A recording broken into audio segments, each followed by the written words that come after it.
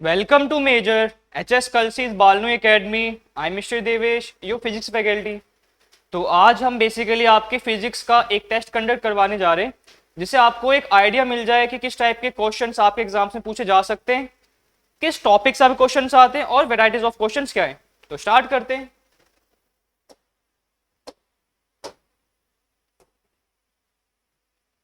Physics test paper DMP2, इससे पहले हमने आपका DMP1 करा था। तो इसमें एग्जैक्टली मैं आपको क्वेश्चंस बताऊंगा, आपको ऑप्शंस बताऊंगा और एक्सप्लेन करके बताऊंगा कि कौन सा ऑप्शन आपका सही है। ठीक है, तो स्टार्ट करते हैं। The first question says a satellite is revolving around the earth. If its orbital radius is doubled, then its time period will become।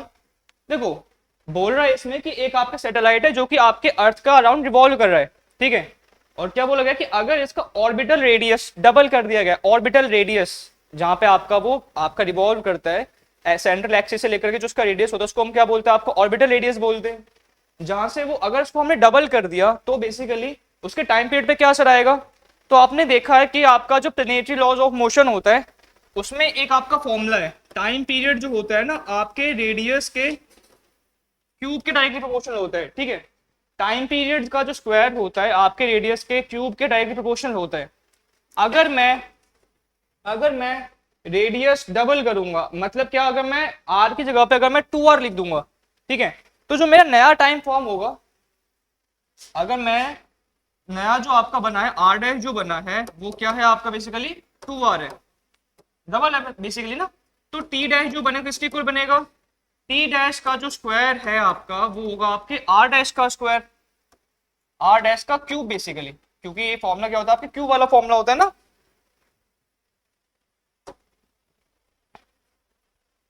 Cube वाला फॉर्मूला होता है।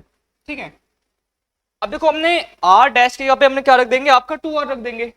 जैसे ही मैं यहाँ पे वैल्यू पुट करूंगा तो टी डैश का जो स्क्वायर है वो क्या आ जाएगा आपके 2r का क्यूब।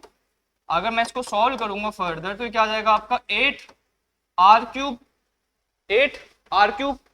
अब देखो है क्या कि आपका जो टी डैश है, टी डैश मतलब टी जो नया आपका बना है टी स्क्वायर का जो डैश है वो क्या है आपका, आपको मालूम है कि आपका जो आर क्यूब है, R cube only R cube, वो किसके इक्वल है, वो था आपके टी स्क्वायर जो इनिशियल वाला था। ठीक है, मतलब इसकी जगह पर आर क्यूब की जगह पे मैं आपका ये पुट कर सकता हूँ, टी स्क्वायर पुट कर सकता हूँ। तो नया वाला जो टाइम पीरियड है आपका वो किसके प्रोपोर्शनल होगा, डायरेक्टली 8 का तो 8 रहेगा और आपका आर क्यूब की जगह पे क्या आ जाएगा आपका नॉर्मल टी जो था इनिशियल वाला टी ये। ठीक है, तो अगर आप रिलेशन देखोगे जो नया टाइम पीरियड बना है आपका, नया टाइम पीरियड बना है वो आपके पुराने वाले के क्या है आपका 8 टाइम्स है। ठीक है, 8 टाइम्स, तो आपका कितना होगा आपका पुराने वाले का वो 8 टाइम्स के इक्वल। तो बेसिकली आपका जो इसमें ऑप्शन होगा आपका, अगर कोई सैटेलाइट है वो आपके अर्थ के अराउंड रिवॉल्व कर रहा है, अर्थ के अराउंड घूम रहा है और उसका अगर ऑर्बिटल रेडियस जो है अगर डबल कर दिया जाएगा तो आप इस फॉर्मूले से आप पुट कर सकते हो, इसको हम कैपलेस लॉ ऑफ प्लैनेटरी मोशन के नाम से भी जानते हैं ना। हाँ, तो आप इसमें उसका वैल्यू पुट कर सकते हो, आप सीधा आंसर इसमें ला सकते हो। ठीक है, तो इसका ऑप्शन क्या आपका ऑप्शन डी। ठीक है,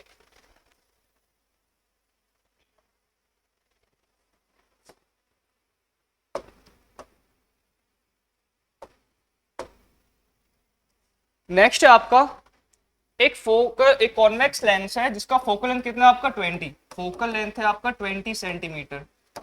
अब पानी में मिला दिया, उसको पानी में डुबा दिया तो जिसकी वजह से उसका रिफ्रैक्टिव इंडेक्स क्या बन गया आपका 4/3। ठीक है, रिफ्रैक्टिव इंडेक्स बन गया इसका 4/3। ठीक है, इधर refractive index of glass, glass का है आपका 1/5 और वाटर का क्या आपका 4/3। The new focal length of the lens will B. अब देखो है क्या कि आपका जो बेसिकली दो रिफ्रैक्टिव इंडेक्स दे रखा है, एक दे रखा है आपके वाटर का और एक दे रखा है आपके नॉर्मली ग्लास का। ठीक है, वाटर का जो इसमें हम क्या लगाएंगे, नॉर्मली इसमें लगाएंगे कि एक ये नॉर्मल रखा हुआ है और ये एक है पानी के अंदर इमर्ज हो रखा है। हमें मालूम करना है एक फोकल लेंथ जो है इसका एयर में क्या है और वाटर में क्या है। बेसिकली हमें दोनों का रेशियो चाहिए। जो आपका लेंस मेकर फॉर्मूला होता है, लेंस मेकर फॉर्मूला वो क्या होता है आपका normal 1/f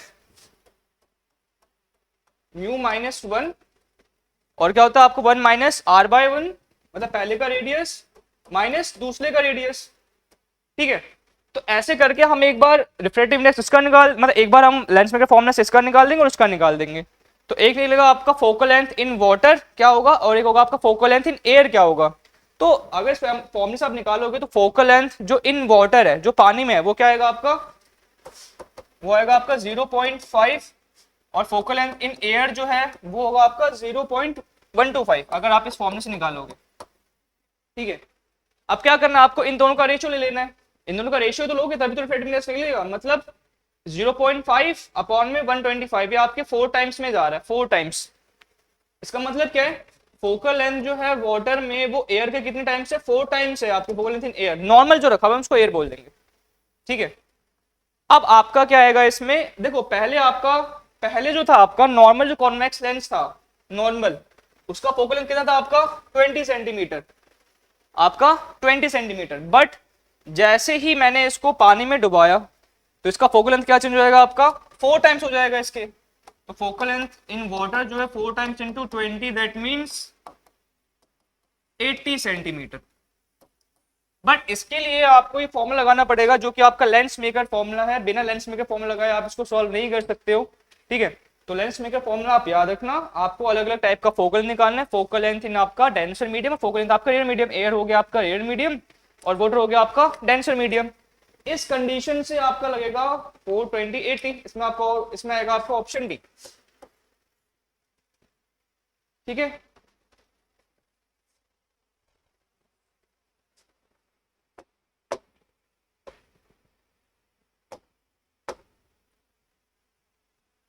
to wires of the same material have lengths, दो वायर, दो अलग वायर्स को सेम मटेरियल, इसका लेंथ क्या है, उनका रेशियो क्या है, L1 बाय L2 क्या है आपका 1/2, और रेडियस क्या है R1 बाय R2 क्या है आपका 2/1, या 2:1 एक ही बात है। हाँ, they are current in parallel, देखो पैरेलल लगा रखा है, ये भी याद रखना पैरेलल।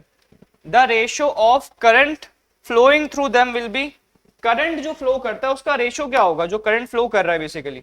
ठीक है, तो है क्या आपका, पहले तो आप क्या निकालोगे, आप निकालोगे रेजिस्टेंस का formula rho L by A। ठीक है, अब इसमें क्या होगा आपका L बाय A, तो आप क्या करोगे R1 और R2 जो आपको गिवन है 2/1, और वो क्या आपका किसके होगा आपका L अपॉन में R। देखो R का फॉर्मूला क्या होता है, रो L बाय A। ठीक है, रो L बाय A, अगर ये मैं एक का निकालूंगा दूसरे का क्या निकलेगा, रो L बाय A ही होगा, बट LL क्या होगा उसका डिफरेंट है। ठीक है, अगर मैं दूसरे का निकालूंगा इसमें R1 और R2 का, तो रो से रो कट गया क्योंकि सेम मटेरियल है, L1 से L1 और A से A को हम लिखते थे पाई आर स्क्वायर। ठीक है, तो R बचेगा खाली यहाँ पर, अगर मैं रो से रो कट गया, L बचेगा ऊपर, और ये क्या बन जाएगा आपका पाई आर स्क्वायर। देखो पाई से पाई कट गया, आर स्क्वायर बचेगा आपका।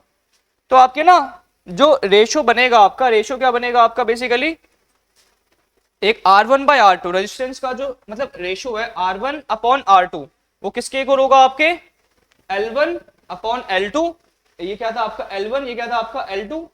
ठीक है, अब अगर आप देखोगे तो आपका जो R2 था ना, R2 वो ऊपर चला जाएगा और R1 क्या चला जाएगा नीचे। मतलब ये जो सॉल्व करोगे आप तो क्या बनेगा, रेजिस्टेंस का जो स्क्वायर है आपका, मतलब रेशियो है इसका आपका, वो होगा आपका L1 बाय L2। अब देखो R1 था ऊपर, लेकिन R2 क्या था नीचे, तो रेसिप्रोकल होकर ऊपर चला जाएगा, तो R2 चला जाएगा आपका ऊपर, और रेडियस और R1 का चला जाएगा आपका नीचे। इसकी वैल्यू पुट कर दो, आपको सब गिवन है।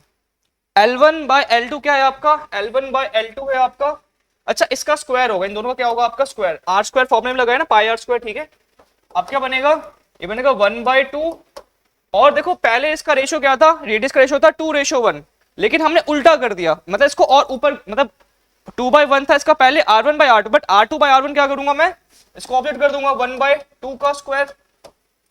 आपका लास्ट में क्या आ जाएगा 1/2 इंटू 1/4, क्या आ गया आपका 1:8, क्या आ गया आपका 1:8।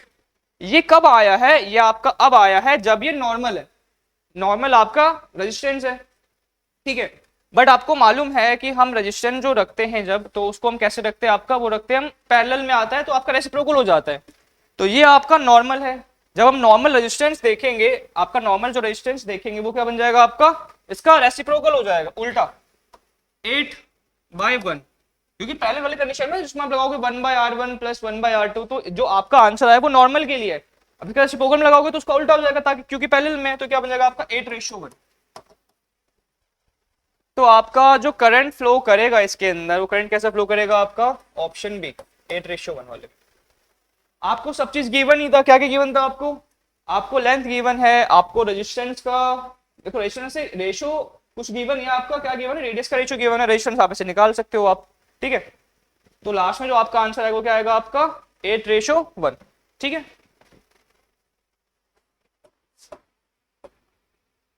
फोर्थ क्वेश्चन है, कार्नेट इंजन की एफिशिएंसी बतानी है जब वो टेम्परेचर कहां पे काम कर रहा है, 27 से 327। देखो पहली बात तो आपको इन टेम्परेचर्स को ना कन्वर्ट कर लेना है। कन्वर्ट किस में करना है आपको, इसमें आपको उसको कन्वर्ट करना है केल्विन में।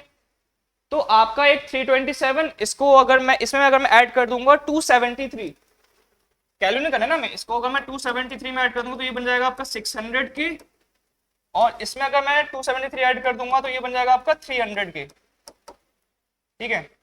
एक है आपका सोर्स, एक है आपका बेसिकली सिंक। तो ये क्या हो जाएगा आपका, जिसका ज्यादा टेम्परेचर है वो T1 बन जाएगा, कम टेम्परेचर है T2 बन जाएगा, ये सोर्स और सिंक बन गया। अब कार्नेट इंजन की एफिशिएंसी क्या होती है, एफिशिएंसी क्या होती है इसकी, ये 1 - अब देखो T2/T1 होता है आपका, फॉर्मूला मिल लगा दो बस, सब कुछ दे रखा है आपको, 1 - 300 अपॉन में 600, 600 में से 300 मतलब एलसीएम जाएगा आपका, टोटल मैथ्स आपका, तो 300 अपॉन में 600, तो क्या आ जाएगा आपका 300, 300 डिवाइड बाय 600, तो 1/2 आ गया। 1/2 का मतलब क्या आपका 50%। तो इसका जो एफिशिएंसी निकला आपका, कार्नेट इंजन का जो एफिशिएंसी निकला जब वो कौन से आपके टेम्परेचर पे वर्क कर रहा है, 27 डिग्री सेल्सियस और 327 डिग्री सेल्सियस के बीच में अगर आपका वर्क कर रहा है, तो उसकी एफिशिएंसी कितनी होगी आपकी 50%, 50%, ठीक है। तो 50% जो है आपका कौन से ऑप्शन में है, आपका ऑप्शन बी, ठीक है। ऑप्शन बी जो है आपका करेक्ट ऑप्शन है।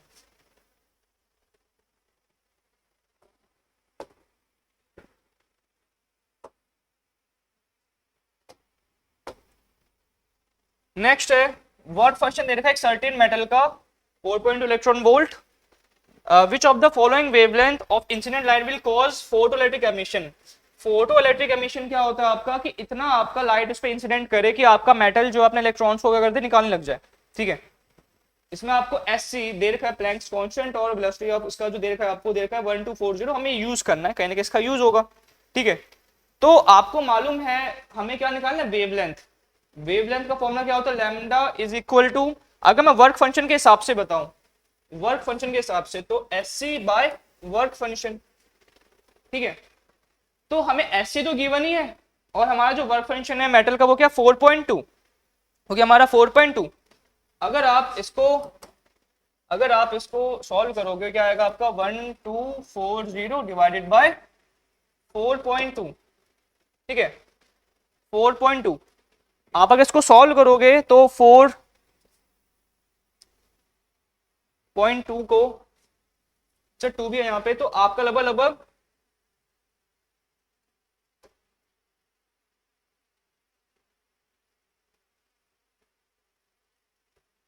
ये आएगा आपके अप्रोक्सीमेटली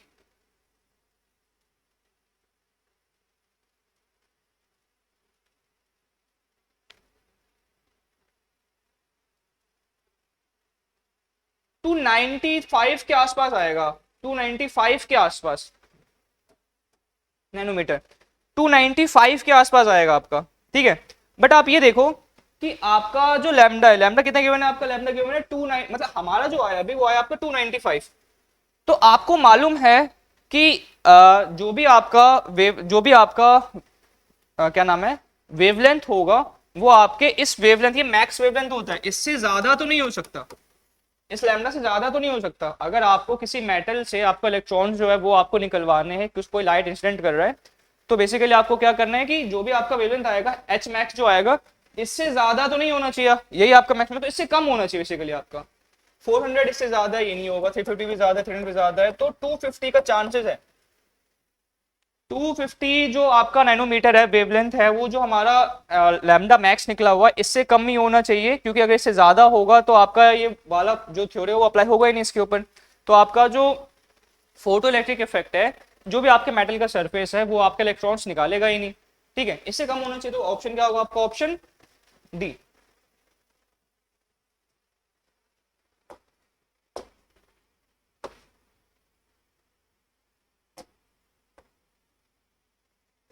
अब देखो एक बुलेट है जिसका मास क्या है 10 ग्राम, मास ऑफ बुलेट है 10 ग्राम, इसको कन्वर्ट कर लेंगे हम, पहले कन्वर्ट कर लेते हैं आपके 1000 मतलब केजी में। इसकी वेलोसिटी क्या है, वेलोसिटी है इसकी 800 मीटर पर सेकंड, ठीक है। अब जो गन है, गन का मास कितना है आपका, वो है आपका 4 kg, बट हमें रिकॉल वेलोसिटी, हमें वेलोसिटी ऑफ गन निकालनी है, वो हमें नहीं मालूम, वो हम निकालेंगे। ऑब्वियस सी बात है, जो आपका मोमेंटम पहले होता है मोमेंटम बाद भी वही होता है, जो इनिशियल मोमेंटम है वो फाइनल मोमेंटम के इक्वल होता है in the conservation of momentum, जो आपका मोमेंटम क्या हो जाता है, कंजर्व हो जाता है, ठीक है, जो मोमेंटम आपको क्या हो जाता है, कंजर्व। तो इनिशियल मोमेंटम जो है, मोमेंटम ऑफ कंजर्वेशन में क्या बोला जाता है आपका, इनिशियल मोमेंटम जो होता है ना वो आपके फाइनल मोमेंटम के इक्वल होता है, is equal to final momentum, ठीक है। अब इनिशियल मोमेंटम क्या था, अगर मैं गन चलाऊंगा, ठीक है, अगर मैं गन चलाने से पहले, गन आपका रेस्ट पे था, आपकी वेलोसिटी जो है बुलेट की वो भी रेस्ट पे थी, तो बेसिकली आपका इनिशियल जो मोमेंटम होगा, इनिशियल मोमेंटम कितना होगा आपका, 0 होगा, इनिशियल मोमेंटम क्या होगा आपका 0। फाइनल क्या होगा आपका, इसका और इसका, आपके बुलेट का मोमेंटम mb.vb, बुलेट जो बुलेट निकला है, और आपके गन का मोमेंटम जो गन उसने पकड़ रखा है, mass of gun velocity of gun, ये 0 है। मास ऑफ गन कितना था आपका, अपॉन में 1000, और वेलोसिटी कितनी थी इसकी 800, प्लस जो आपका मास ऑफ गन था वो क्या था आपका 4 kg, वेलोसिटी ऑफ हमें नहीं मालूम, इसको खाली वीजी लिख दो, ठीक है। 10 से 10, 10 से 10, 10 से 10, यहाँ क्या बचा, खाली 8 बचा, ये बचेगा 8 प्लस 4 इंटू में वेलोसिटी ऑफ गन। अब इधर चला गया 8 माइनस का होगा, और ये क्या चला गया, इसमें डिवाइड हो गया, 4 2 जो आके आपका -2, वो किसकी velocity I, recoil velocity of gun. अब देखो यहाँ पे जो रिकॉइल वेलोसिटी ऑफ गन है वो -2 मीटर पर सेकंड आया, वो क्या शो करता है कि वो ऑपोजिट फोर्स मतलब ऑपोजिट डायरेक्शन में आपका लगा है, बुलेट गई है आगे और जो गन की वेलोसिटी रिकॉइल हो गई है आपका पीछे, तो -1 आपका वो इंडिकेट कर रहा है, ठीक है। अगर आप देखोगे भी इसमें तो आपका वेलोसिटी ऑफ गन जो होगा किसके इक्वल होगा आपके, वो होगा आपके ऑप्शन बी के इक्वल, ठीक है, वो होगा आपके option B which is -2 metre पर सेकेंड, ठीक है। ये तो इजी क्वेश्चन था आपका।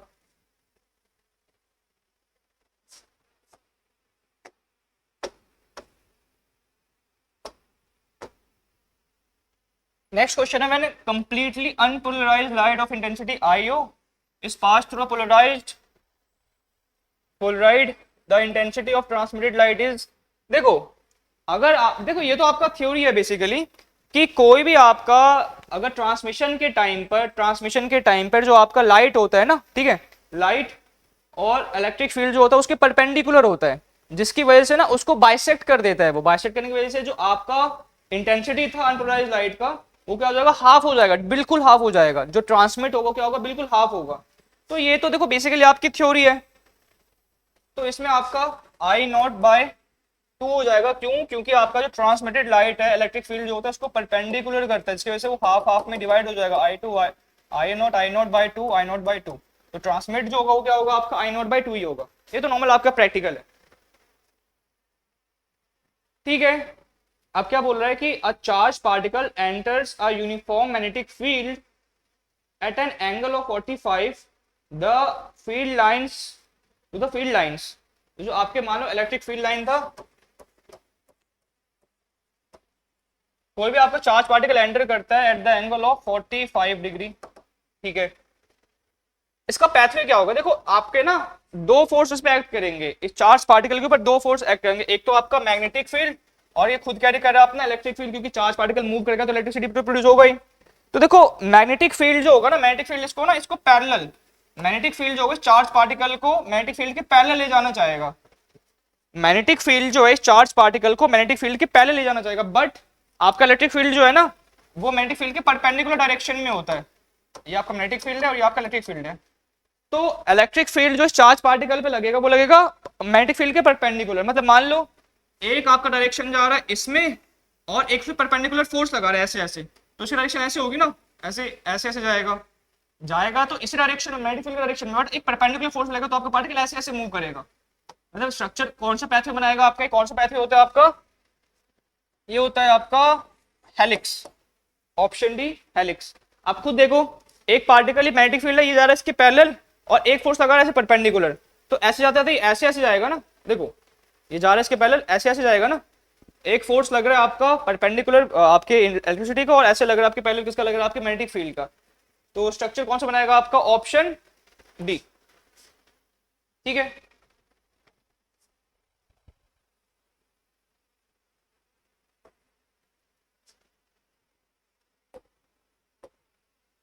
क्वेश्चन नंबर 9 है water rises to a height h in a capillary tube if the length of the capillary tube above the surface of the water is made less than h, then देखो एक आपका capillary tube है, ठीक है, if the length of the capillary tube, अब water जो rise हुआ है ना आपके कैपिलरी ट्यूब में h तक हुआ है आपका, ठीक है, h तक आपका राइज हुआ है। If the length of the capillary tube above the water surface is made less than h, जो आपका ये जो इसका लेवल है अगर वो लेस देन h है, लेस देन h, तो फिर क्या होगा आपका, देखो आपको मालूम है वाटर जो होता है ना, वाटर में ना आपका एडहेसिव फोर्स बहुत ज्यादा होता है, वाटर के अंदर आपका एडहेसिव फोर्स ज्यादा होता है, तो वो बेसिकली आपके कैपिलरी ट्यूब के वॉल से अट्रैक्ट होना चाहेगा। तो वो कैसे होता जाएगा, वाटर आपका राइज तो होता जाएगा होता जाएगा होता जाएगा, ठीक है।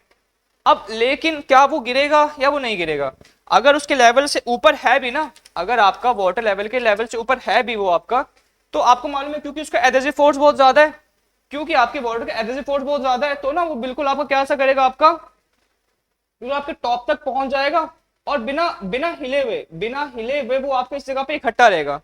अगर मैं 3D में बताऊं, ये आपके कैपिलरी ट्यूब का बिल्कुल एट द एंड वाला पार्ट टर्मिनल पार्ट है, और वाटर जो होगा ऐसे, ये बिल्कुल आपके ऐसे अटैच इस पे ऐसे लगा रहेगा, ठीक है, ऐसे लगा रहेगा और स्पिल भी नहीं होगा, गिरेगा भी नहीं, ठीक है, ऐसे का ऐसे रहेगा। क्यों रहेगा, क्योंकि वाटर में आपका एडहेसिव फोर्स बहुत ज्यादा है, मतलब डिफरेंट पार्टिकल्स में आपका वाटर ज्यादा अट्रैक्ट होना चाहता है। तो देखो आपका एग्जैक्टली ये भी नहीं है कि आपका एग्जैक्टली स्फेरिकल बना देगा, बट वो गिरेगा नहीं, ऊपर तो होता रहेगा बट वो कभी गिरेगा नहीं, क्योंकि उसमें एडहेसिव फोर्स बहुत ज्यादा है। उसमें आपका ऑप्शन सी जो है वो सही ऑप्शन होगा, सी।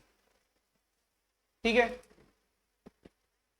क्वेश्चन नंबर 10 है आपका, अब pendulum is suspended from the roof of an elevator. जैसे हमारा एलिवेटर है, इस पे एक पेंडुलम सस्पेंड हो रखा है, ठीक है, एलिवेटर जो है ना आपका एक्सेलरेट कर रहा है नीचे की तरफ, ठीक है, ग्रेविटी जा रही है नीचे, तो आपका एक्सेलरेशन भी जो हो रहा है एलिवेटर का नीचे की तरफ ही हो रहा है, बट इसमें कंडीशन क्या है कि आपका जो लिफ्ट का एक्सेलरेशन है ना वो कम है ग्रेविटी से, तो टाइम पीरियड पे क्या असर पड़ेगा, देखो आपको मालूम है, इजी क्वेश्चन है ये, टाइम पीरियड का जो फॉर्मूला होता है ना वो क्या होता है आपका 2 pi under root L by ji,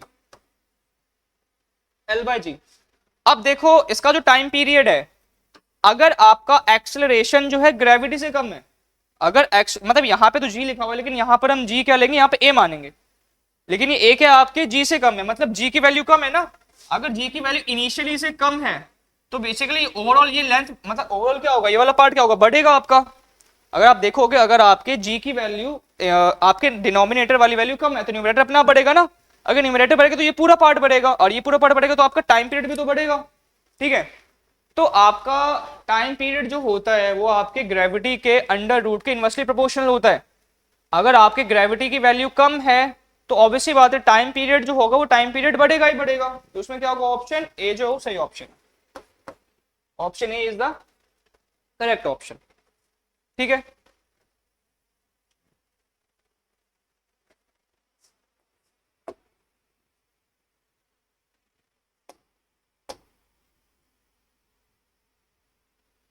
to coherent monochromatic light beams of intensity I and 4I are superposed.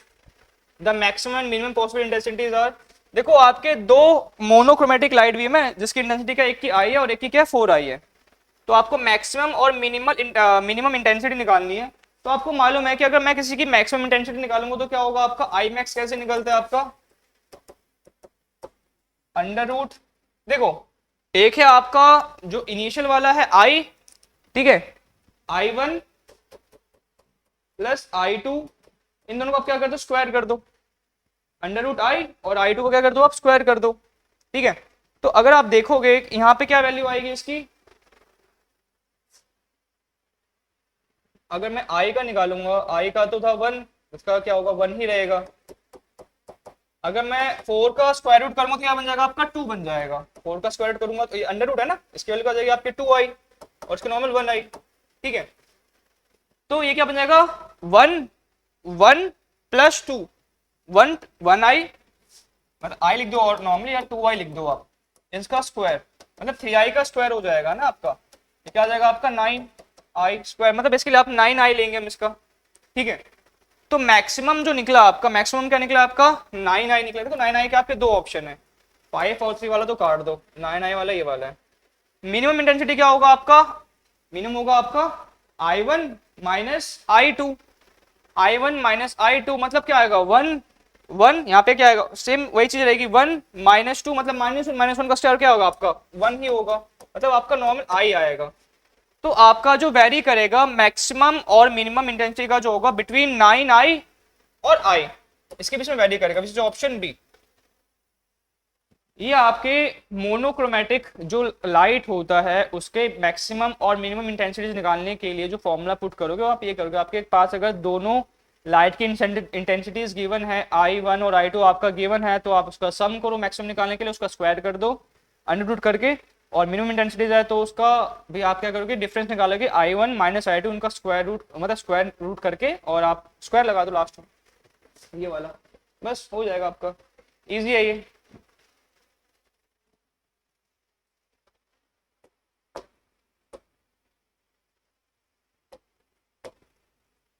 Next question क्या है, a ball is thrown vertically upward, vertically upward फेंका गया, इसकी वेलोसिटी क्या थी, वेलोसिटी u थी, ठीक है। The distance covered by it during the last 3 seconds of its upward motion, last 3 seconds of its upward motion, सबसे देखो सबसे टॉप पे जाने के बाद, सबसे टॉप पे जाने के बाद तो v वैसे इसका क्या हो जाता है 0 हो जाता है, बस लास्ट सेकंड बोले, लास्ट कुछ सेकंड्स में इसके अपवर्ड मोशन के, तो आपका फॉर्मूला क्या होता है, फॉर्मूला क्या आपका v इज इक्वल टू, मतलब डिस्टेंस, अगर मैं डिस्टेंस की बात करूं, डिस्टेंस की बात करें ना, क्या होता है आपका s is equal to ut plus half at square, ठीक है। आप देखोगे जब इसने आपके बॉल को ऊपर फेंका इनिशियल वेलोसिटी के लिए, अब देखो लास्ट का जो अपवर्ड, लास्ट का जो अपवर्ड 30 सेकंड होगा ना वो यहाँ वाले पोर्शन पे होगा अपवर्ड डायरेक्शन की, ठीक है। अब जो अगर जो इसने कंडीशन क्या दी थी कि लास्ट अपवर्ड 30 सेकंड्स, मतलब ऊपर के जो लास्ट के कुछ 30 सेकंड्स हो गए, तो हम इस वाले u को भूल जाएंगे, हम आप सेलेक्ट करेंगे इस वाले u को, तो इसमें जो आपका v था वो आपका u बन जाएगा, क्योंकि देखो अब ये जैसे मैंने बॉल पर फेंका, बॉल चला गया ऊपर, मैक्सिमम अटेन करी, यहाँ पर जो v की वैल्यू होती है 0, अब उसने लास्ट 30 सेकंड्स की ही बात करी है, ठीक है। तो यहाँ से डिस्टेंस होगा तो इसका जो v था वो क्या बन जाएगा, इसका u बन जाएगा। तो यहाँ पर s की जगह पे v की जगह क्या पुट कर दोगे आप, u 0, तो ये तो आपका 0 हो जाएगा, 0 प्लस हाफ एक्सप्रेशन का क्या यूज करोगे, ग्रेविटी यूज करोगे, gt स्क्वायर, डिस्टेंस कितना वो आपका करेगा half gt square, half gt square कौन सा वाला आपका, वो आपका ऑप्शन बी, ठीक है। तो क्वेश्चन 12 का ऑप्शन क्या होगा आपका, ऑप्शन बी।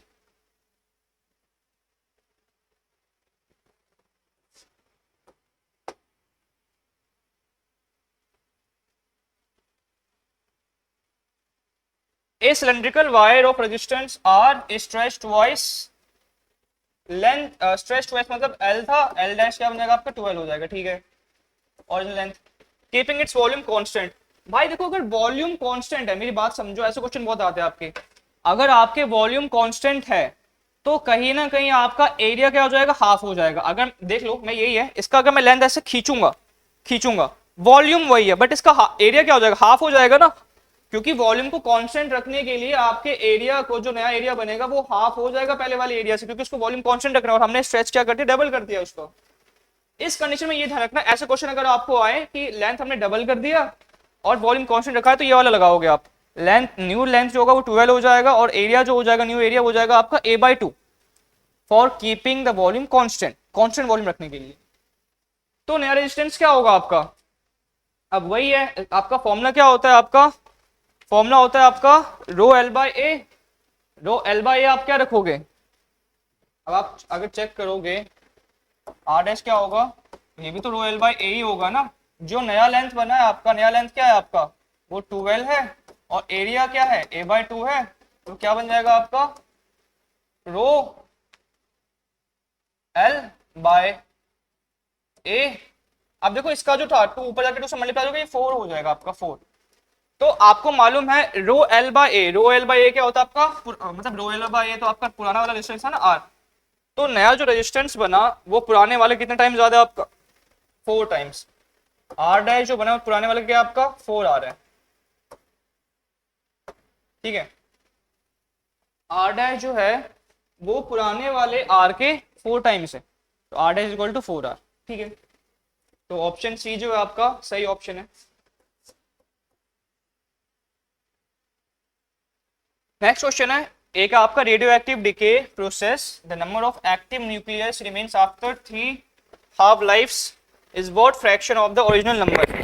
बोला गया कि एक रेडियो एक्टिव डिके प्रोसेस है, उसमें जो एक्टिव न्यूक्लियर रिमेनिंग हो गया आपके 3 हाफ लाइफ के बाद, 3 हाफ लाइफ के बाद, तो उसमें क्या होगा। देखो आपका जो 3 हाफ लाइफ है ना वो किसके ऊपर डिपेंड करता है आपका, वो डिपेंड करता है आपके रेडियो एक्टिव हाफ लाइफ का क्या नंबर है। अगर मैं रेडियो एक्टिव हाफ लाइफ की बात करूं तो क्या होगा आपका, हाफ लाइफ के लिए हम क्या वर्ड यूज करेंगे 1/2, और जितना भी आपका हाफ लाइफ बचा होता है ना, जितना भी हाफ लाइफ आपका बचा है तो उसका पावर बन जाएगा, तो ये बन जाएगा आपका 1 का क्यूब, और 2 का क्यूब क्या होता है आपका 8। तो जितना फ्रैक्शन बचा होगा ओरिजिनल नंबर कितना बचा होगा आपका 1/8। ये एक नॉर्मल फॉर्मूला है आपका कि अगर आपको एक रेडियोएक्टिव डिके दिखाया गया है और आपको बोला गया है कि कितना आपका हाफ लाइफ जो है बीत गया है और कितना रिमेनिंग है, तो आप क्या करोगे हाफ लाइफ के लिए हाफ वर्ड यूज कर लोगे, कितना हाफ लाइफ गिवन है आपका, क्या गिवन है आपका 3 हाफ लाइफ, उसकी पावर बना दो, आपका कितना बचेगा वो आपका आ जाएगा ओरिजिनल नंबर से, ठीक है। 1/8 क्या था आपका ओरिजिनल था।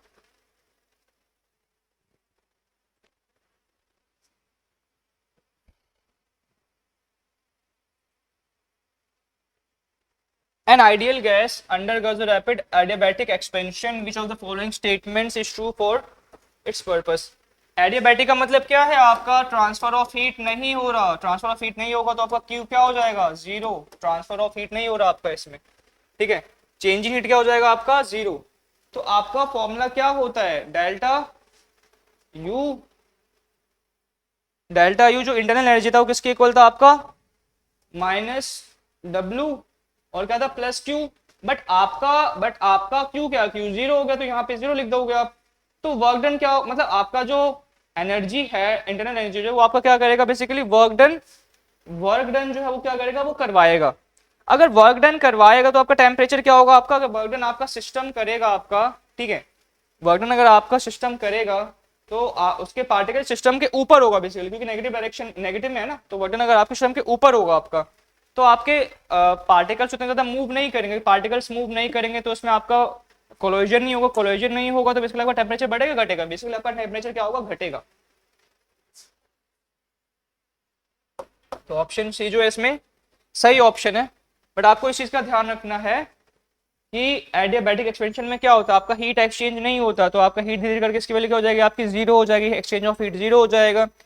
तो आपका फॉर्मुला बेसिकली ये वाला बन जाएगा। अगर ये वाला फॉर्मुला बन गया तो हमको मालूम है कि अगर आपका सारा इंटरनल एनर्जी खाली एक्सटर्नल वर्क करवाने में काम कर रहा है, एक्सटर्नल वर्क करवा रहा है आपका, तो उस कंडीशन में क्या हो जाएगा आपका जो आपके पार्टिकल्स है उसमें कोलिजन होगा ही नहीं, कोलिजन नहीं होगा पार्टिकल्स में, टेम्परेचर कम होने लग जाएगा आपका। नेक्स्ट क्वेश्चन है following statement about simple pendulum, simple pendulum को लेकर के, it's time period independent of mass, इसका टाइम पीरियड जो होता है उसका फॉर्मूला क्या होता है 2 pi L by g under root. क्या इसमें मास का कहीं फॉर्मूला है क्या, मास कहीं मास नहीं है, तो हाँ इंडिपेंडेंट ऑफ मास होता है, तो हाँ इंडिपेंडेंट ऑफ मास होता है क्योंकि मास का इसमें कुछ रिलेशन नहीं है। It's time period direct proportional to the length. देखो अगर आप देखोगे कि ये आपके जो टाइम पीरियड होता है, टाइम पीरियड जो होता है क्या आपके डायरेक्टली प्रोपोर्शनल होता है लेंथ का, क्या आपका टाइम पीरियड जो होता है वो डायरेक्टली प्रोपोर्शनल होता है आपके लेंथ का। तो अगर आप देखोगे कि ना डायरेक्टली प्रोपोर्शनल नहीं होता, उसके स्क्वायर रूट के अंदर होता है, अंडर रूट स्क्वायर रूट, तो डायरेक्ट प्रोपोर्शनल का अलग अलग मतलब होता है। तो आपका 1 तो ठीक है लेकिन सेकंड क्या इनकरेक्ट है, तो कौन सा स्टेटमेंट आपका करेक्ट है ओनली 1। अगर ये ऐसा होता ना लिखा हो, जैसे मान लो अगर ऐसे लिखा होता 2 पाई और अगर इतना भी लिखा हुआ था L अंडर रूट बाय जी, तो भी हम कह सकते थे कि हाँ दोनों स्टेटमेंट ठीक है। बट आपके डायरेक्ट प्रोपोर्शनल नहीं होता खाली लेंथ के, इसका क्या होता है 1/2 L, इसका मतलब क्या होगा 1/2 ही तो हो गया ना, लेंथ का बेसिकली पावर हाफ हो जाएगी इसकी अंडर रूट का में। तो खाली ऑप्शन 1 जो है वो सही ऑप्शन है आपका।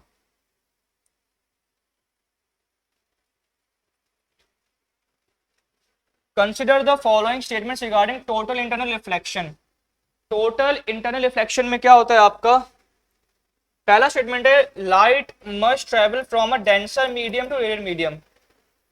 लाइट को आपके डेंसर मीडियम से रेडियल मीडियम में जाना पड़ेगा। डेंसर मीडियम से रेडियल, डेंसर मतलब क्या, इसकी डेंसिटी ज्यादा है, रेडियल का क्या, जिसकी डेंसिटी क्या है कम है। हाँ तो इसमें आपका ये तो ठीक है, आपके डेंसर से रेडियल में जाता है वो तो ठीक है आपका।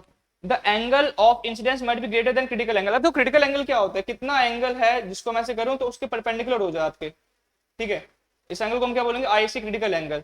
तो हाँ क्रिटिकल एंगल से ज्यादा होना चाहिए, ताकि अगर मैं इसको और करूंगा नीचे तो ये रिफ्लेक्ट होकर के नीचे ही तो आ जाएगा वापस से। तो दोनों कंडीशन ठीक है, आपका ये वाला भी ठीक है और क्रिटिकल एंगल से ज्यादा होता है वो वाली कंडीशन भी ठीक है। तो इसमें ऑप्शन क्या आएगा, both 1 and 2, option C. Consider the following electromagnetic waves, आपको इलेक्ट्रोमैग्नेटिक वेव्स दे रखे हैं, आपको बताना है correct sequence decreasing order of wavelength. Decreasing order of wavelength, सबसे पहले क्या होता है आपका रेडियो वेव्स का, उसके बाद क्या होता है आपका माइक्रोवेव्स का, फिर होता है आपका इंफ्रारेड वेव्स का ना, फिर होता है आपके विजिबल लाइट का, फिर होता है आपके यूवी रेज का, फिर होता है आपका यूवी रेज के बाद किसका होता है आपका गामा रे, एक्सरेज, फिर गामा रेज। अब हमें ना डिक्रीजिंग ऑर्डर में करना है। डिक्रीजिंग ऑर्डर का मतलब क्या है, उससे छोटा फिर उससे छोटा। तो इनमें से सबसे ज्यादा किसका होगा, इनमें से सबसे ज्यादा होगा आपका, देखो इनमें सबसे ज्यादा आपका इंफ्रारेड का, उसके बाद क्या है, उसके बाद है आपका अल्ट्रा। देखो अल्ट्रा, लेकिन अल्ट्रा से पहले क्या आपका विजिबल है, तो पहले होगा आपका इंफ्रारेड, फिर होगा विजिबल, फिर होगा आपका अल्ट्रा। 1 3 2, 1 3 2, 1 3 2 वाला कौन सा आपका ऑप्शन है, 1 3 और 2, ठीक है। तो सही ऑप्शन क्या आपका option A.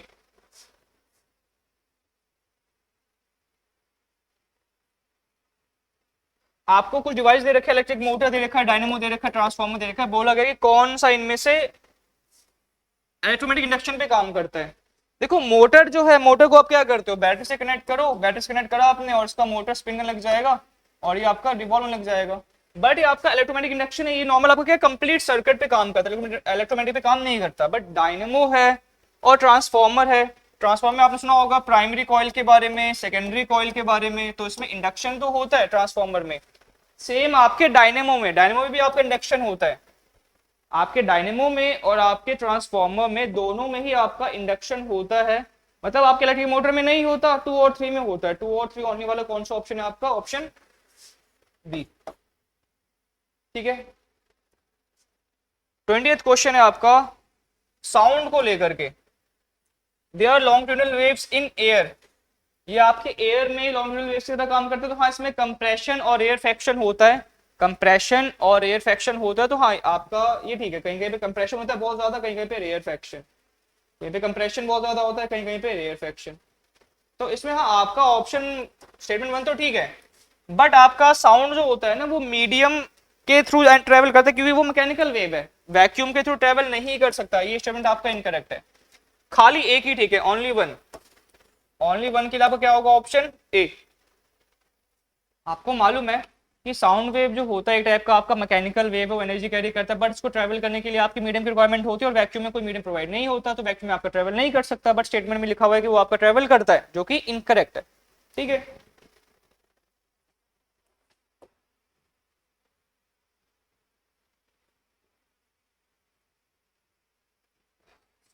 A piece of ice floats on water। देखो आइस का जो पीस होता है वो वाटर फ्लोट करता है, हाँ करता है। हमने देखा भी है कि आइस जो होता है ऊपर आ जाता है और फ्लोट करता है।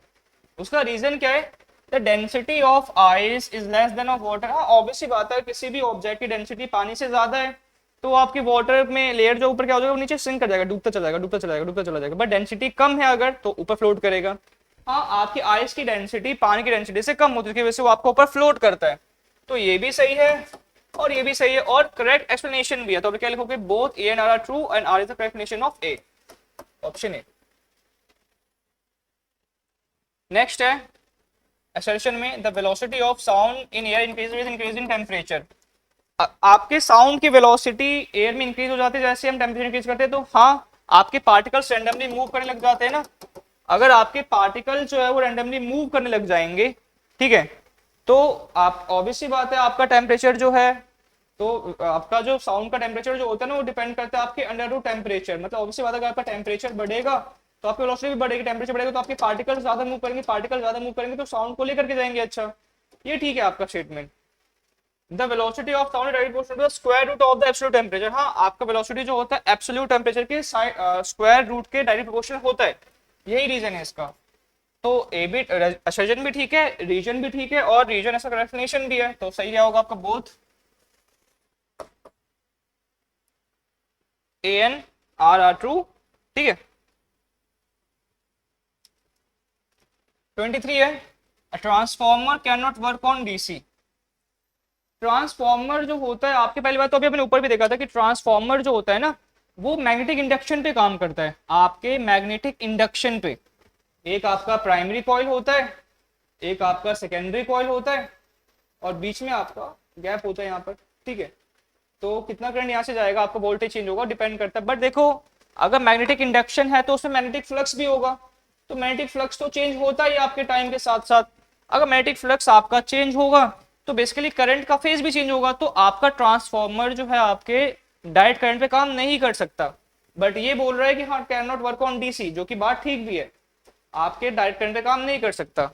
आप क्या लिखोगे, रीजन क्या देखा इसका, DC does not produce a changing magnetic field. हाँ, आपका डायरेक्ट करंट जो है ना वो चेंजिंग मैग्नेटिक फील्ड नहीं करता, आपका मैग्नेटिक फील्ड जो वो चेंज नहीं करता, ये बात ठीक है, आपका रीजन भी ठीक है, असर्शन भी ठीक है, रीजन भी ठीक है और उसका करेक्ट एक्सप्लेनेशन भी है। तो क्या होगा आपका ऑप्शन ए, ठीक है।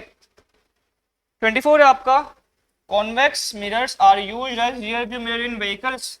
हाँ, कॉन्वेक्स मिरर हम यूज करते हैं, कॉन्वेक्स मिरर हम यूज करते हैं रियर व्यू मिरर के लिए, ठीक है, ये रीजन तो ठीक है। रीजन दे रखा है convex mirrors form inverted and magnified image. देखो कॉन्वेक्स मिरर जो होता है ना, पहली बात तो आपका वर्चुअल इमेज फॉर्म करता है और मैग्नीफाइड नहीं करता, आपका डिमिनिश्ड करता है। मतलब इतना बड़ा ट्रक जो है ना उसको छोटा बना देता है ताकि आपका मिरर में दिख पाए। एनलार्ज करेगा या मैग्नीफाई करेगा वो तो और ज्यादा बड़ा दिख जाएगा। तब तो मान लो हमारे पीछे ट्रक है या आपका ट्रैक्टर है तो हमें खाली उसकी हेडलाइट ही दिखेगी, पूरा कुछ दिखेगा ही नहीं, इतना ज्यादा एनलार्ज कर देगा। तो आपका असर्शन तो ठीक है बट रीजन क्या आपका इनकरेक्ट है, रीजन ही क्या आपका इनकरेक्ट है। A is true but R is false, क्या आएगा आपका ऑप्शन सी, ठीक है।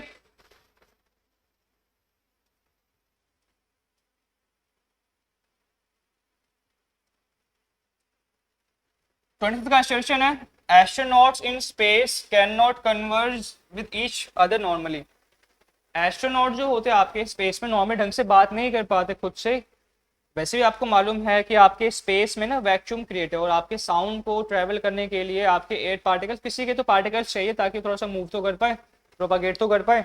बट आपके वैक्यूम में ऐसा कुछ होता नहीं है, हाँ, जिसकी वजह से आपके एस्ट्रोनॉट ढंग से बात नहीं कर पाते, ये बात आपका ठीक है। Sound waves can not travel through vacuum, हाँ ये बात भी ठीक है आपकी कि साउंड वेव जो होते हैं आपके वैक्यूम के थ्रू ट्रेवल नहीं कर पाते क्योंकि वहां पर क्या आपके पार्टिकल्स नहीं है, ठीक है। तो आपका ये भी रीजन ठीक है और करेक्ट एक्सप्लेनेशन भी है। तो आप क्या लिखोगे, both A and R are true and R is the correct explanation of A, ठीक है। इसका सही ऑप्शन क्या होगा आपका ऑप्शन ए। 26 है आपका, असर्शन में danger signals are red in colour, red colour के होते हैं। हाँ, हमने बहुत से देखे कि डेंजर के सिग्नल्स होते हैं रेड कलर के ही होते हैं, दूर से भी आप देख सकते हो। रीजन क्या है कि red light is scattered the least by the air particles. देखो रेड लाइट की ना स्कैटरिंग पावर ना, रेड लाइट का वेवलेंथ जो होता है सबसे ज्यादा होता है और ये क्या होता है आपका लीस्ट स्कैटर। इसका मतलब क्या है, लीस्ट स्कैटर का मतलब क्या है कि आपका रेड लाइट जो है वो ज्यादा फैलेगा नहीं, बहुत ही कम फैलेगा। अगर रेड लाइट बहुत ही कम फैलेगा तो ऑब्वियसली बात है आपका वो दूर तक दिखाई देगा ना। तो आप क्या लिखोगे, ये भी ठीक है और उसका रीजन भी आपका ठीक है। तो आपका क्या, both A and R are true and R is the correct explanation of A, ठीक है।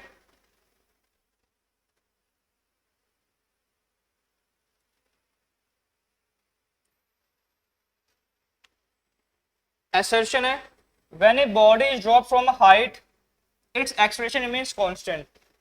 हाँ, अगर हम किसी बॉडी को एक हाइट से फेंकते हैं उसका एक्सेलेरेशन कांस्टेंट होता है विच इज इक्वल्स टू जी। जी की वैल्यू क्या होती है आपकी 9.8 मीटर पर सेकंड। हाँ, ये कांस्टेंट होता है एक्सेलेरेशन, ये आपका ठीक है। एक्सेलेरेशन क्या आपका ठीक है। Acceleration due to gravity is independent on the mass of the falling body. हाँ, ऑब्वियस सी बात है कि आपका जो एक्सेलरेशन ड्यू टू ग्रेविटी है, ठीक है, वो मास पे डिपेंड नहीं करता। अगर मास पे डिपेंड करता वो तो ऑब्वियस बात, इसका हैवी मास हो तो जल्दी गिर जाता और जिसका मास कम होता वो लेट में गिरता आपको, बट दोनों आपके सेम टाइम पर ही गिरते हैं, which means acceleration due to gravity जो है आपके मास के इंडिपेंडेंट होता है। तो आपका ये कहने की चीज ठीक भी है, ठीक है। इसमें आप क्या लिखोगे, इसमें आप लिखोगे एक्सप्रेशन भी ठीक है, रीजन भी ठीक है, और आर जो है वो करेक्ट एक्सप्लेनेशन भी है ए का। तो इसमें क्या जाएगा आपका ऑप्शन ए, ठीक है। आपका क्या है assertion जो है an iron ball and wooden ball of the same radius are released from a height in vacuum, they both reach the ground at the same time। एक हमने आयरन बॉल रखा, एक हमने वुडन बॉल रखा, दोनों को हमने एक साथ छोड़ा, एक हाइट है छोड़ा, लेकिन वैक्यूम में करा हमने। इसमें आपका एयर रेजिस्टेंस बिल्कुल भी नहीं था, दोनों आपके ना सेम टाइम पे आकर के गिरेंगे। हाँ, सेम टाइम पर ही आके गिरते हैं, ये आपका ठीक है। In vacuum there is no air resistance. Vacuum में क्या होता है आपका एयर रेजिस्टेंस नहीं होता। एयर रेजिस्टेंस नहीं होगा तो होगा ना तो उस पर आपका एयर रेजिस्टेंस काम करेगा ना इस पे आपका एयर रेजिस्टेंस काम करेगा, ठीक है। तो रीजन भी आपका ठीक है, असर्शन भी ठीक है, रीजन भी ठीक है, और करंट एक्सप्लेनेशन भी क्या है आपका। तो क्या होगा इसमें आपका ए, ठीक है।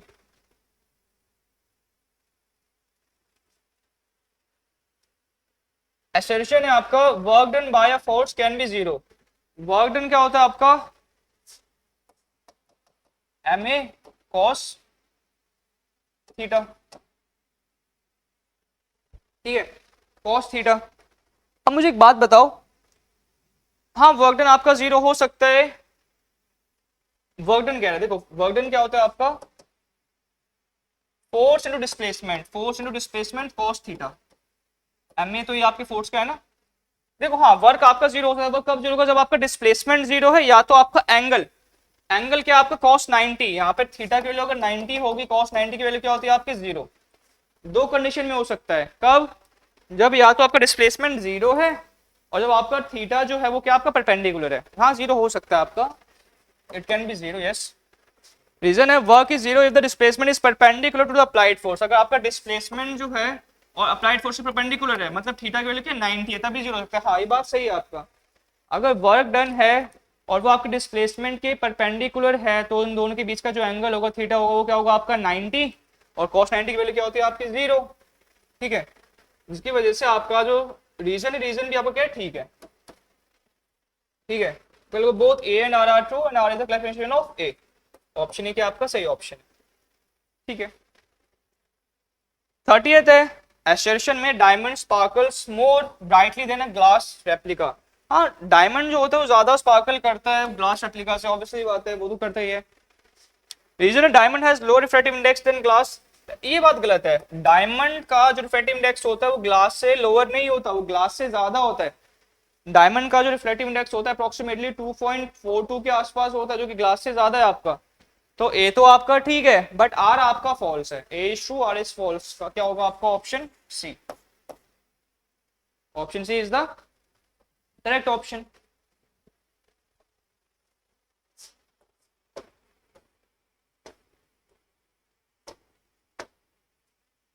assertion है a person touching a high power line gets a severe shock। देखो एक पर्सन जो अगर उसने हाई पावर लाइन को छुआ तो उसको शॉक मिलेगा। हाँ शॉक तो लगेगा। शॉक क्यों लगेगा, क्योंकि हमारी बॉडी जो है वो आपके गुड कंडक्टर है इलेक्ट्रिसिटी की। हमारी बॉडी गुड कंडक्टर क्यों है, क्योंकि हमारी बॉडी में आयंस है, मिनरल्स है, इलेक्ट्रोलाइट्स है, ठीक है। तो वो आपके हमारी बॉडी को कंडक्टर बनाता है। तो हाँ आपका एसेशन ठीक है, और लिखा भी है इसमें human body is a good conductor which is true. तो एसेशन तो ठीक है, रीजन भी ठीक है, और एक्सप्लेनेशन भी है। आपका क्या होगा आपका ऑप्शन ए। क्वेश्चन 32 है आपका, इसका एसेशन है a liquid drop tends to assume a spherical shape. जब लिक्विड ड्रॉप गिरता है तो स्फेरिकल शेप ले लेता है। ये बात ठीक है, हाँ जब वो गिरता है स्फेरिकल शेप ले लेता है, सही बात है। रीजन दे रखा है इसका, surface tension minimises the surface area of the liquid. Surface tension जो होता है आपका सरफेस एरिया बिल्कुल मिनिमाइज कर देता है। मिनिमाइज क्यों करता है? क्योंकि उस पर इधर से एयर ड्रैग लग रहा है, उधर से एयर ड्रैग लग रहा है, तो सरफेस टेंशन जो होता है आपका सबसे कम सरफेस कर देता है, ताकि बेसिकली अगर वो नीचे गिरे भी तो उसका मिनिमम एरिया हो। कैसा एरिया हो उसका? मिनिमम। सॉरी। और स्फेरिकल का ही तो मिनिमम एरिया होगा आपका। असर्शन भी ठीक है, रीजन भी ठीक है, और करेक्ट एक्सप्लेनेशन भी है, तो कहीं कहीं सही है इसमें आपका। Both A and R true and R is explanation of A.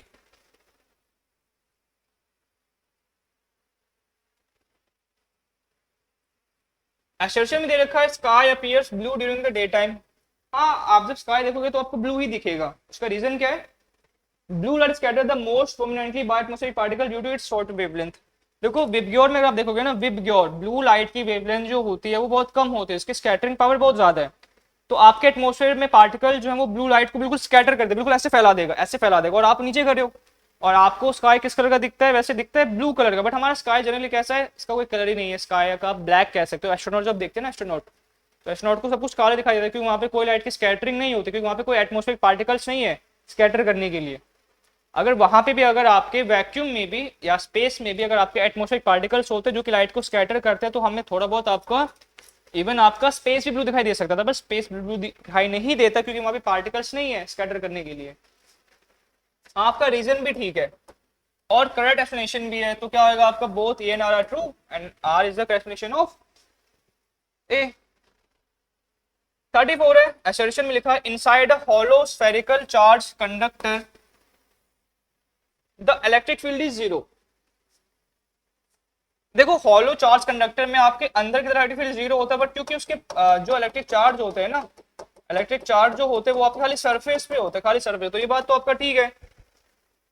Reason देखा, charges inside reside entirely on the outer surface of the ball. हाँ सही बात है कि आपका जो बॉल है आपका, जो ये आपका क्या नाम है, स्फेरिकल बॉल है आपका, या कोई भी आपका बॉल है, उसके सरफेस पे ही रहता है। तो ए भी ठीक है, आर भी ठीक है, और आर जो है करेक्ट एक्सप्लेनेशन भी है। तो क्या आएगा आपका? Option A. Option is the correct option.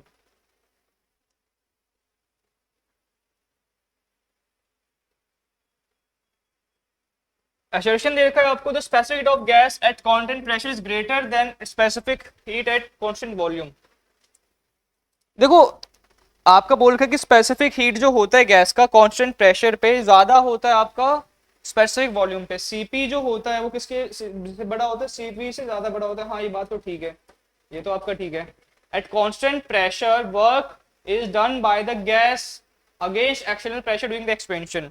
तो इसमें होता क्या है कि जब आपका, अब देखो ना, है क्या, कांस्टेंट प्रेशर पे प्रेशर तो बना नहीं पाएगा, बट आपका है क्या, जो वर्क डन करेगा गैस करेगा ना एक्सटर्नल प्रेशर के ऊपर, तभी तो ऐसे पिस्टन ऊपर नीचे काम करेगा। तो हाँ रीजन भी ठीक है आपका, both A and R true and R is the definition of A. इसमें क्या होगा आपका? Option A. 36 क्वेश्चन है, a car travelling 72 kilometre per hour, 72 kilometre per hour दे रखा हूं, यहाँ पे हमें देखा मीटर पर सेकंड स्क्वायर, तो हमें इसको मीटर में कन्वर्ट करना पड़ेगा, विच इज 5/18 से मल्टीप्लाई कर दो इसे, ठीक है। 4 जा 5 2 जा 20, ये क्या आ जाएगा? 20 मीटर पर सेकंड। वेलोसिटी कितनी आ गई इसकी? 20 मीटर पर सेकंड। स्टॉप्स इन 5 सेकंड, टाइम क्या देगा आपको? 5 सेकंड। आपको क्या निकालना है? रिटार्डेशन निकालना है। तो रिटार्डेशन कैसे निकालोगे आप? v is equal to u plus में 80, v आपको गिवन है क्या? देखो अगर आप निकालोगे तो आपका u तो आपका गिवन है, रिटार्डेशन निकालोगे, आपको आपको निकालना है इसमें a निकालना है। तो a कैसे निकालोगे आप? इसमें लास्ट में जाकर के आपकी फाइनल वेलोसिटी क्या हो जाएगी आपकी? 0, क्योंकि आप ब्रेक मार रहे हो ना, तो b की वैल्यू क्या हो जाएगी? 0। u क्या है आपका? 20, और एक्सलेशन कितना है आपका? नहीं पता। टाइम क्या है आपका? 5। 20 से जाके क्या हो जाएगा? माइनस, और 5 से जाके हो जाएगा डिवाइड, 5 4 जा, तो क्या हो जाएगा आपका? एक्सलेशन आ जाएगा। एक्सलेशन की वैल्यू आ गई आपकी -4 मीटर पर सेकंड स्क्वायर। अब माइनस का साइन क्या शो करता है आपका? माइनस का साइन ये शो कर रहा है कि 4 आपका ब्रेक लग रहा है, तो रिटार्डिंग फोर्स लग रहा है। तो यहाँ पे माइनस साइन नहीं भी लगाओगे यहाँ पे तो चलेगा, क्योंकि पहले इसने रिटार्डेशन बोल दिया ना। रिटार्डेशन का मतलब क्या होगा? ऑपोजिट डायरेक्शन में, या आपका नेगेटिव एक्सेलरेशन पहले बोल दिया उसने। तो हम यहाँ पे नेगेटिव लगाए ना लगाए तो भी चलेगा, क्योंकि यहाँ पे इसने रिटार्डेशन लिख दी है, ठीक है।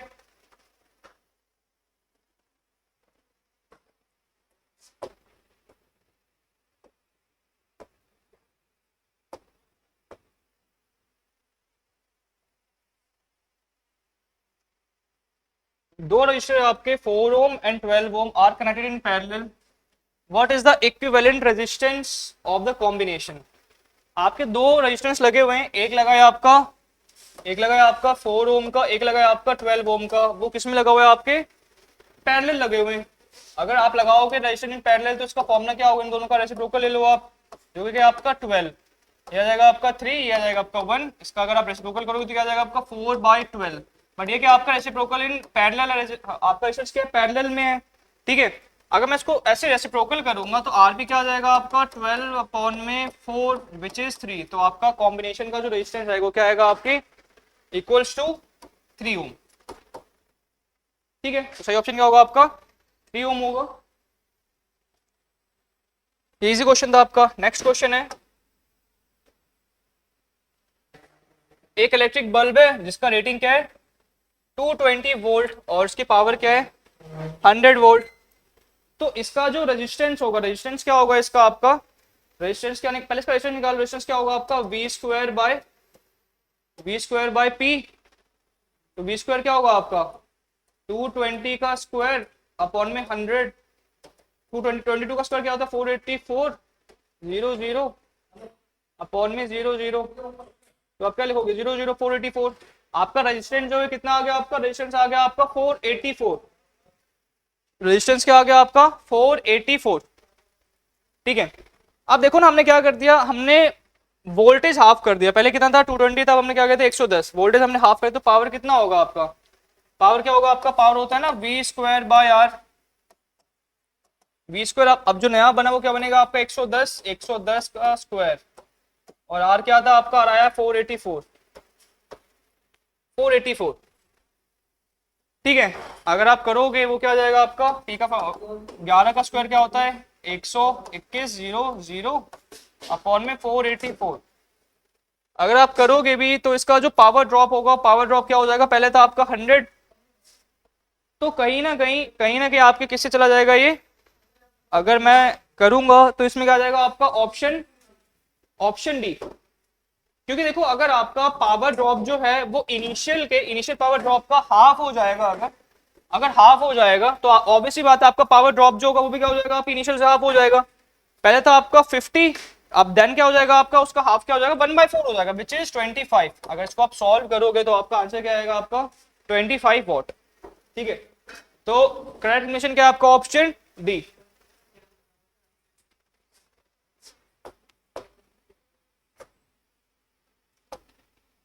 The next question says a force of 50 Newton acts on a body of mass 10 kg initially at rest.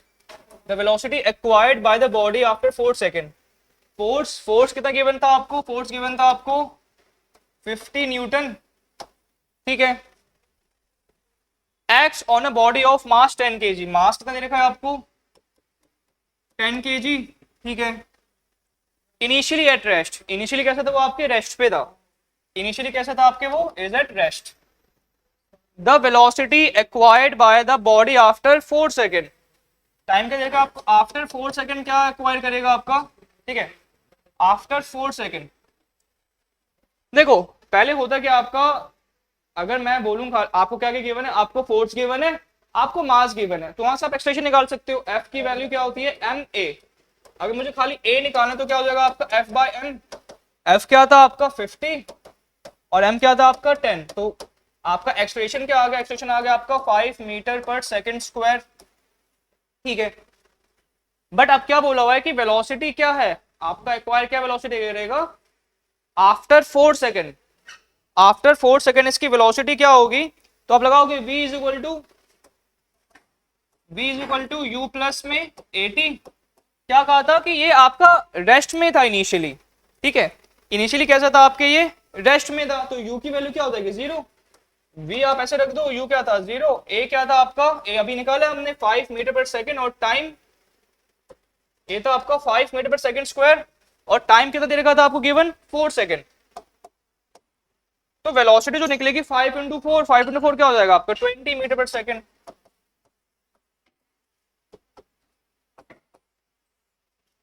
जो कि आपकी सही वैल्यू है, ठीक है 20 मीटर पर second. Option C is the correct option, ठीक है।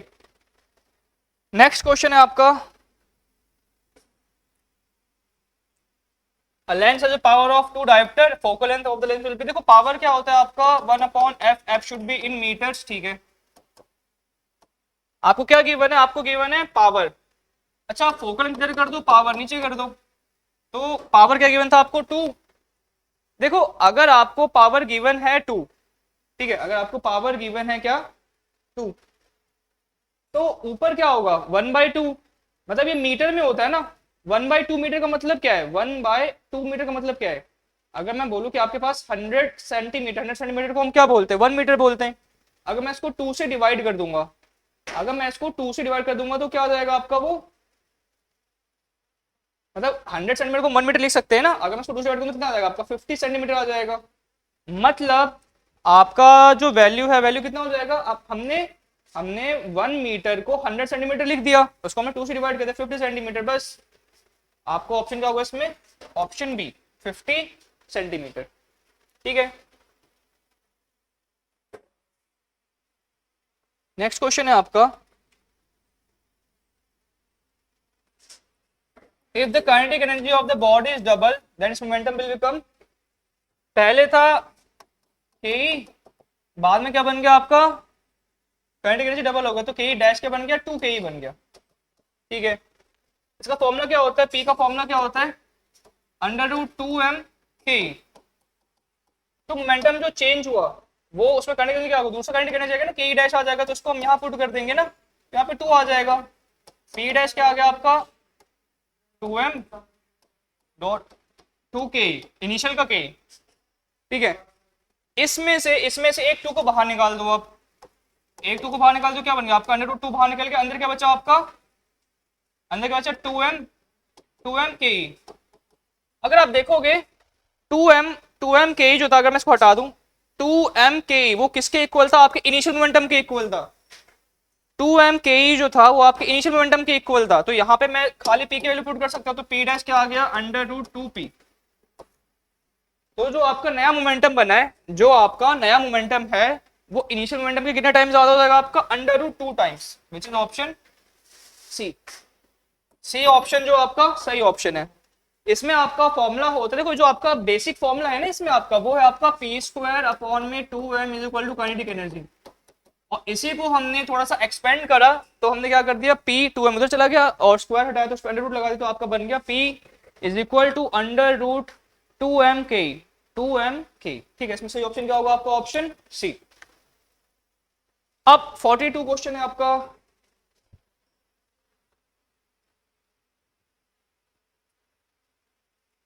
साउंड वेव्स फ्रीक्वेंसी, फ्रीक्वेंसी कितनी रखी है आपको 200 हर्ट्ज, स्पीड का दे रखा है आपको 400 मीटर, ठीक है। आपको वेवलेंथ बताना है, वेवलेंथ निकालना है, ठीक है। अगर मैं बात करूं आपके, अगर मैं बात करूं आपके वेव वेलोसिटी की, वेव वेलोसिटी, तो वेव वेलोसिटी का जो आपका फॉर्मूला होगा वो क्या होगा, फ्रीक्वेंसी इनटू में लैम्डा, फ्रीक्वेंसी इनटू में लैम्डा। आपको क्या निकालना है, आपको वेवलेंथ निकालना है, आपको क्या गिवन है, आपको वेव वेलोसिटी गिवन है, आपको फ्रीक्वेंसी गिवन है, आप इधर कर दो वेव वेलोसिटी अपॉन में frequency is equal to wavelength, ठीक है। और आपको वेलोसिटी कितनी दे रखी है, वेलोसिटी गिवन है आपको 400 और आपको फ्रीक्वेंसी कितनी गिवन है 200, 2 आ गया, तो आपका जो वेवलेंथ है क्या है आपका 2 मीटर, वेवलेंथ कितना है आपका 2 metre, which is option C, ठीक है। नेक्स्ट क्वेश्चन है 43, calculate the burden in lifting 10 kg block to height of 5 metres. कोई जो है ना, कोई आपका एक इंसान है, वो आपका 10 किलो का ब्लॉक उठा रहा है 5 मीटर तक, तो कितना काम होगा, अगर वो जमीन पे रखा हुआ था, आपका मास कितना था इसका 10 kg, और उसने उठाया कितना है 5 मीटर तक ऊपर उठाया है, मास है इसका 10 kg और हाइट था उसका ये, तो उसमें पोटेंशियल एनर्जी लगेगा ना, अगर मैं नीचे से ऐसे उठा रहा हूँ तो उसमें क्या लगेगा आपको पोटेंशियल एनर्जी लगेगा, तो पोटेंशियल एनर्जी का फॉर्मूला क्या होता है आपका, इसका फॉर्मूला होता है आपका mgh, m कितना गिवन था आपको 10, g कितना लेने के लिए बोला 10, और h कितना गिवन था 5, 5 × 100 क्या आ जाएगा आपको 500 जूल, 500 जूल, कितना उसको वर्क डन करना पड़ेगा, उसको वर्क डन करना पड़ेगा आपका 500 जूल। ठीक है,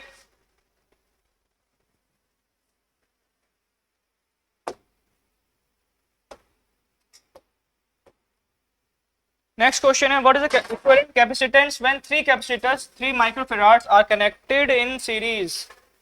देखो कैपेसिटेंस इन सीरीज जो होता है ना वो आपके पैरेलल होता है, 1/C1 plus C2 plus C3।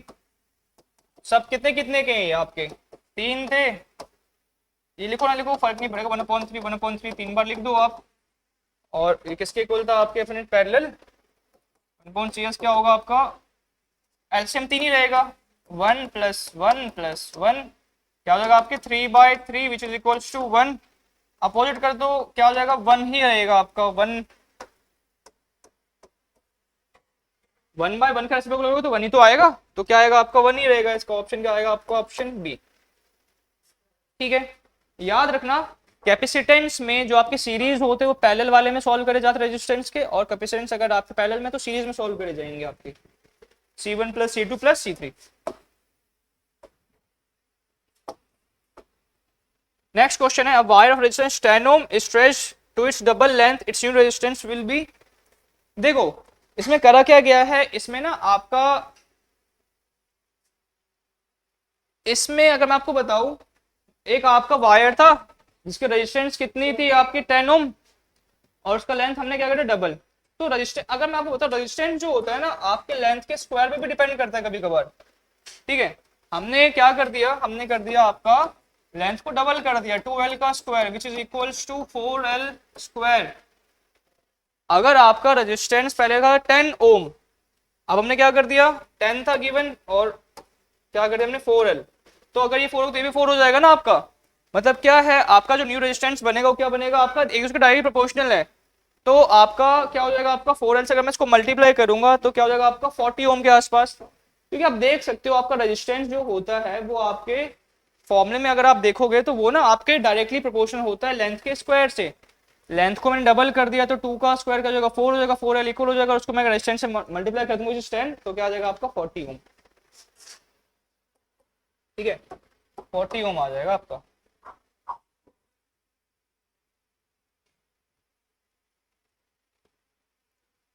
Forty six है, a body goes from P to Q, P से Q तक गया विद वेलोसिटी ऑफ 40 मीटर पर सेकेंड। ठीक है, and come backs from Q to P, वापस Q से P आ गया विद 60 मीटर पर सेकेंड। एवरेज वेलोसिटी कितनी होती है, एवरेज वेलोसिटी क्या होगी आपकी, v1 v2 अपॉन में v1 प्लस v2, टू मतलब जो उसमें टू फॉर्मूला होता है आपका। बट आप एक चीज देखो ना, वेलोसिटी क्या होता है, वेलोसिटी होता है आपका डिस्प्लेसमेंट अपॉन में टाइम, डिस्प्लेसमेंट बाय टाइम।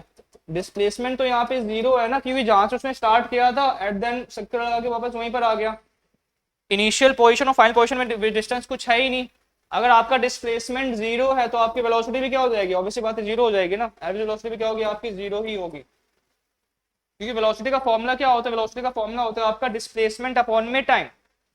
ठीक है, डिस्प्लेसमेंट अपॉन में टाइम, डिस्प्लेसमेंट आपका 0 था, टाइम जो भी है जो भी गिवन है कुछ फर्क नहीं पड़ता, आपका सब कुछ क्या हो जाएगा 0 हो जाएगा।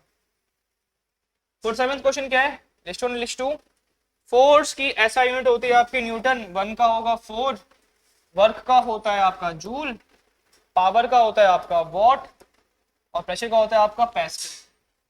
तो 1 का क्या है 4, 1 का ये दोनों आप कैसे कट जाएंगे, 1 का क्या है 4, ठीक है, बी का है आपका, बी का है 1, बी का 1 बी का 2, ये कट जाएगा आपका, तो ऑप्शन क्या बनेगा आपका, ऑप्शन ए, ऑप्शन ए।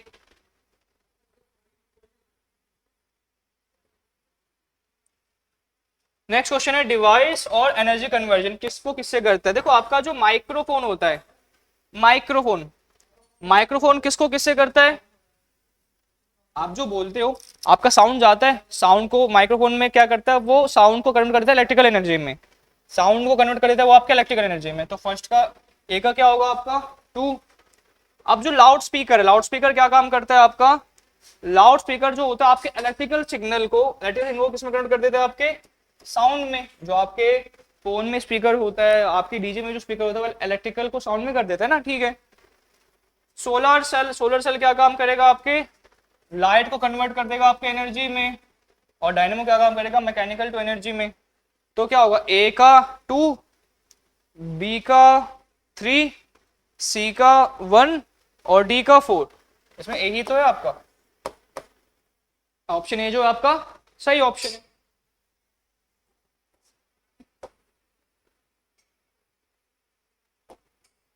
फोर्टी 49 क्वेश्चन जो है आपका इलेक्ट्रोमैग्नेटिक वेव है और एप्लीकेशन है उसके।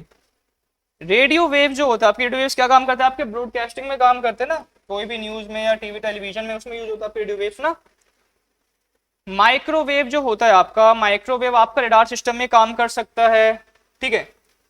तो अब है क्या आपका, इसमें रडार सिस्टम में नाइट विजन है, मेडिकल इमेजिंग है, तो आपका माइक्रोवेव जो है आपका काम कर सकता है रडार सिस्टम में, ठीक है। इंफ्रारेड जो है, इंफ्रारेड किसमें काम करता है आपका, नाइट रे, नाइट विजन में आप कोई भी इंसान है उसकी बॉडी का हीट देखता है, कैप्चर करता है। एक्सरे क्या काम करता है, मेडिकल इमेजिंग बनाता है। तो ए का था 4, बी का था 1, सी का था 2 और डी का था 3। तो क्या हो जाएगा आपका option A. Option A is the correct option, ठीक है।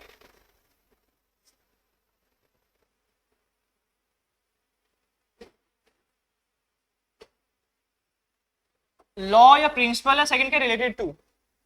तो आपका आर्किमिडीज प्रिंसिपल जो होता है, आर्किमिडीज प्रिंसिपल किसके ऊपर बात करता है कि बेसिकली कितना पानी आप डालोगे ऊपर से नीचे से, क्या आपका बायनेंसी लगेगा और वो पानी क्या कर देगा, उसको डिस्प्लेस कर देगा।